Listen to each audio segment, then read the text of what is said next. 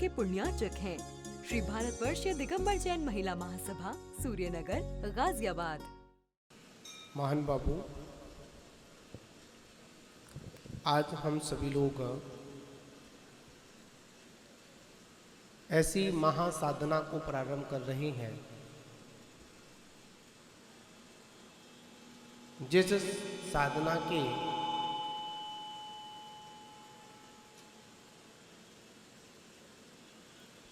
करने से हमारी ये आत्मा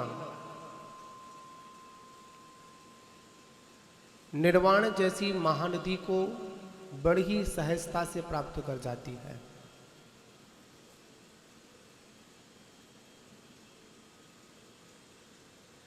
आज से शाश्वत पर्व राज पर्युषण पर्व और इसको अपन 10 लाक्षण के नाम से भी जानते हैं। आज यहाँ पर धर्म की विवेचना में वैसे कहा जाए धर्म एक है, पर उस धर्म को समझने के लिए उसके जो लक्षण हैं वो कितने हैं? वो हमारे 10 लक्षण हैं।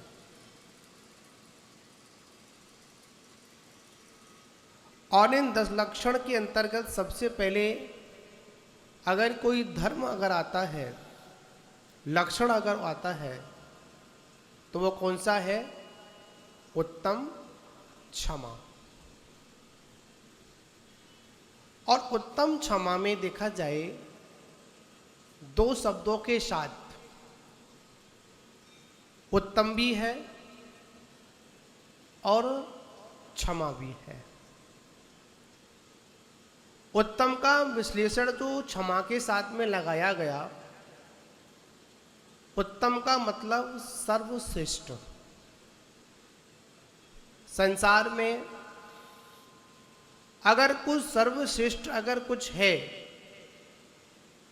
तो उसी को अपन उत्तम विश्लेषण के साथ में उसको जोड़ते हैं।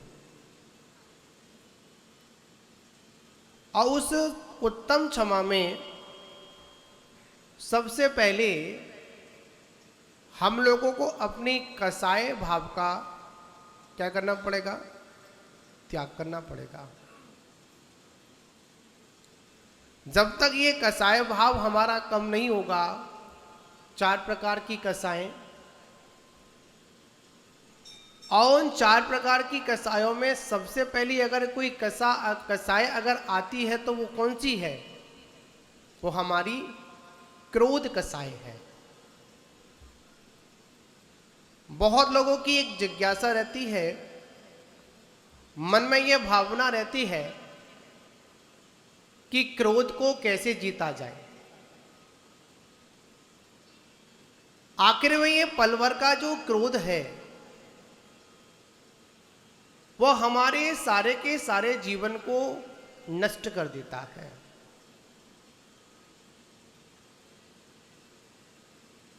याद रखना, संसार बढ़ाने के लिए और क्रोध की स्थिति को और मजबूत करने के लिए संसार में बहुत कारण हैं। झगड़ा करने के लिए बहुत कारण हैं। संसार में भटकने के लिए बहुत कारण हैं। पर इस संसार को नष्ट करने के लिए, कसाय को खत्म करने के लिए, क्रोध को नष्ट करने के लिए मात्र एक ही उपाय है। वो क्या है? हमारा उत्तम क्षमा। आज यहां पर हम लोग क्रोध की चर्चा करेंगे और क्रोध की चर्चा में आचार्य भगवंत ने कहा, क्रोध की उत्पत्ति का यद्यपि अगर साक्षात कारण विद्यमान हो, फिर भी क्रोध नहीं करना या क्रोध नहीं करता, उसी के उत्तम क्षमा उपस्थित होती है, उसी के उत्तम क्षमा होती है। यहां पर आचार्य कह रहे हैं, एक व्यक्ति शांत रहता है और एक व्यक्ति अशांति के कारण उपस्थित होने पर भी शांत रहता है। अब बताओ महत्वपूर्ण कौन है? जो शांत रहता है वो महत्वपूर्ण है, या अशांति के कारण मिलने पर भी फिर भी शांत रहे वो महत्वपूर्ण है?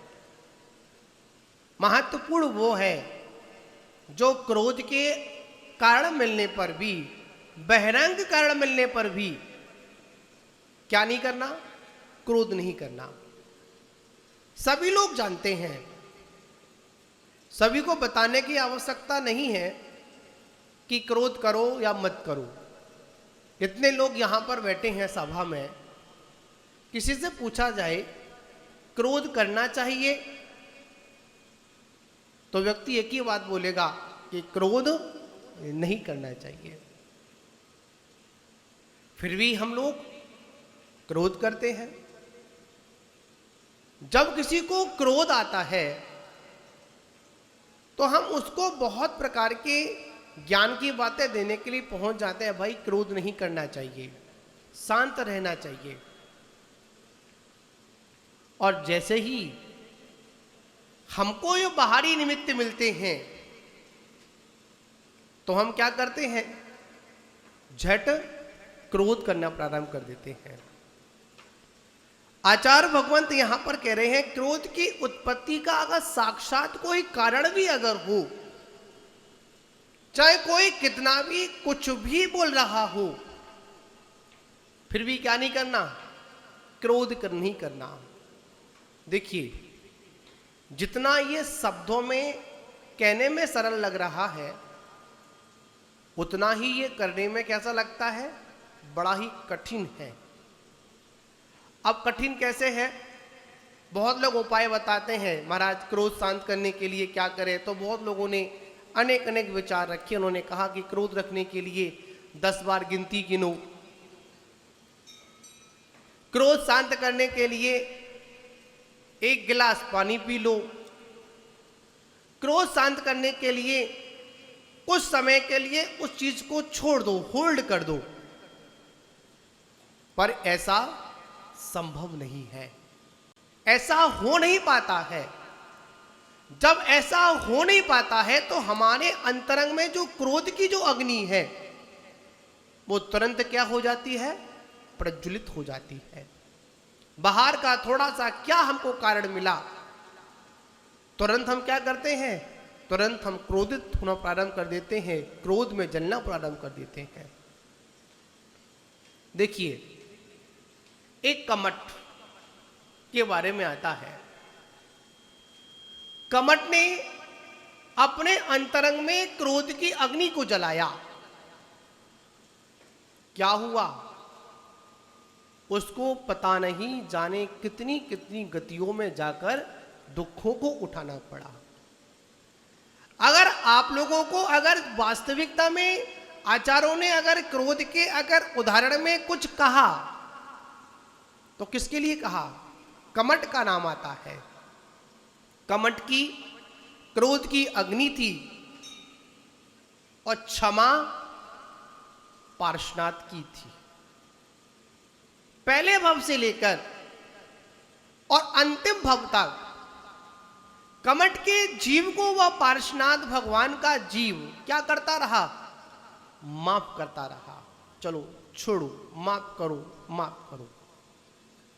पर याद रखना, जो माफ करता है ना, जो क्षमा करता है, उसी की विजय होती है।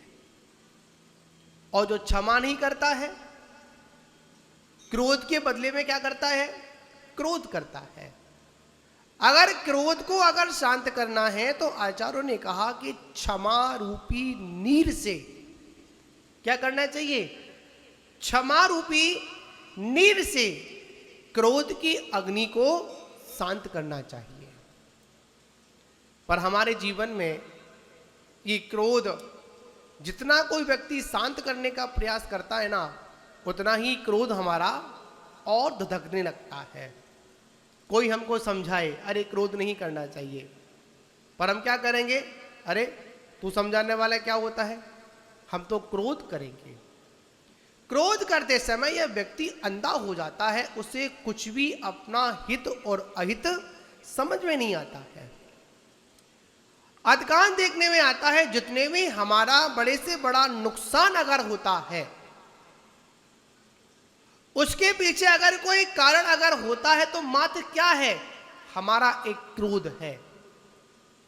पल भर का क्रोध हिंसा भी कराता है, झूठ भी बुलवाता है, चोरी भी कराता है, कुशील भी कराता है और परिग्रह का संचय भी कराता है। अगर पांचों पापों को अगर कोई तूल देने वाला अगर है, तो वो क्या है? एक हमारा क्रोध है। महान बाबू, वास्तविकता में इस क्रोध पर जो विजय प्राप्त करने वाले अगर हैं, तो वो हमारे निर्गंत मुनिराज हैं। श्रावक तो मात इन धर्मों की मात उपासना करता है, पूजा करता है। अगर इन धर्मों को अगर वास्तविकता में कोई स्वीकार करने वाले अगर हैं, तो वो कौन हैं? हमारे निर्गंथ मुनिराज हैं। निर्गंथ मुनिराज हमेशा उत्तम क्षमा धर्म को स्वीकार करते हैं। उनसे चाहे कोई कुछ भी कह जाए, कैसा भी कह जाए, कुछ भी बोल जाए, पर मुनिराज क्या करते हैं? उसको क्या करते हैं? क्षमा देते हैं, माफ कर देते हैं। बहुत अच्छा एक जिनागम में कथन आता है, आप लोगों ने पढ़ा होगा, सुना भी होगा। यशोधर मुनि का, किसका आता है? यशोधर मुनि का बहुत अच्छा एक कथन आता है, सैनिक चरित्र में आता है। चेलना रानी ने मुनिराज का उपसर्ग का निवारण किया और राजा सैनिक ने क्या किया था? उन यशोधर मुनिराज के ऊपर उपसर्ग किया था। और जैसे ही उपसर्ग का निवारण हुआ, इधर तो कौन खड़े हुए थे? चेलना खड़ी हुई थी, और उधर राजा सैनिक भी खड़ा हुआ था। जब दोनों खड़े हुए हैं और जैसे ही मुनिराज का वो उपसर्ग दूर हुआ, और जैसे उपसर्ग दूर होता है, तो उन मुनिराज ने, यशोधर मुनिराज ने ऐसा नहीं किया कि जिसने उपसर्ग का निवारण किया उसको आशीर्वाद दिया, और जिसने उपसर्ग किया उस पर क्या कर दिया? उसको शराब दिया। ऐसा नहीं दिया। क्या किया? जैसे ही उनकी आंखें खुली, जैसे ही ध्यान से हटे, तो उन मुनिराज ने दोनों को क्या दिया? दोनों को धर्म वृद्धि का मंगल आशीर्वाद दिया। इसको कहते हैं उत्तम क्षमा। पर हम लोग क्या करते हैं? हमारे अंतरंग में जो बदले की जो भावना है, किसकी भावना है? बदले की भावना। कैसी भावना? हाँ, तूने मेरे साथ में ऐसा किया है, तो मैं भी क्या करूंगा? तेरे साथ में ऐसा करूंगा।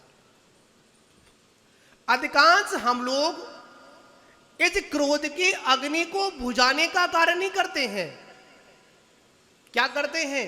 इस क्रोध की अग्नि को और प्रज्वलित करने का क्या करते हैं? कार्य करते हैं।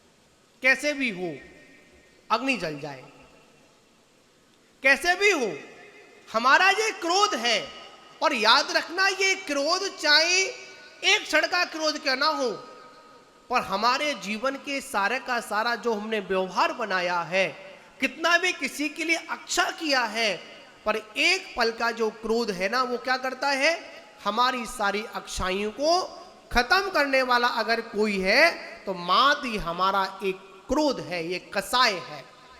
कौन सी कसाय है? क्रोध कसाय है। हमेशा व्यक्ति इसमें जलता रहता है, हमेशा व्यक्ति इसमें धधकता रहता है। महान बाबू आचार्य परमेश जी कहते हैं, हमारे अंतरंग में कितना भी बहा में कोई निमित्त को ना मिल जाए, पर हमें क्या नहीं करना चाहिए, हमको कभी भी आपस में क्रोध भाव नहीं करना चाहिए। कभी भी हम लोगों को किसी के प्रति इस क्रोध की अग्नि में स्वयं, याद रखना, क्रोध की अग्नि में यह व्यक्ति स्वयं जलता है, दूसरा जले या ना जले, पर कौन जलता है, ये दुश्मन, ये स्वयं व्यक्ति उसमें जलता रहता है। इस क्रोध के कारण ही व्यक्ति अपराधी भी बनता है। कौन बनता है, अपराधी भी बनता है। इसलिए आचार्य भगवान कह रहे हैं, चाहे कितना भी क्रोध का दुष्प्रभाव हो,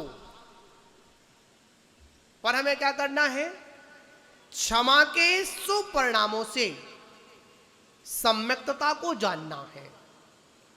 आचार्य कहते हैं, क्रोध आदि विभाव स्वभाव का त्याग कर, किसका, क्रोध आदि विभाव स्वभाव का त्याग कर कर क्या करना है, धर्म रूप आत्मा का जो शाश्वत सुख शांति दाता है, ऐसा उस उत्तम क्षमा का क्या लेना है, आश्रय लेना है। अब आप लोगों से पूछेंगे, एक होता है स्वभाव और एक होता है विभाव, दो चीजें हैं। क्षमा स्वभाव है और क्रोध क्या है, इसका विभाव स्वभाव है। अब आप लोगों से पूछे, व्यक्ति क्रोधित कितने समय तक रह सकता है, कुछ ही समय तक, क्षण भर के लिए रह सकता है।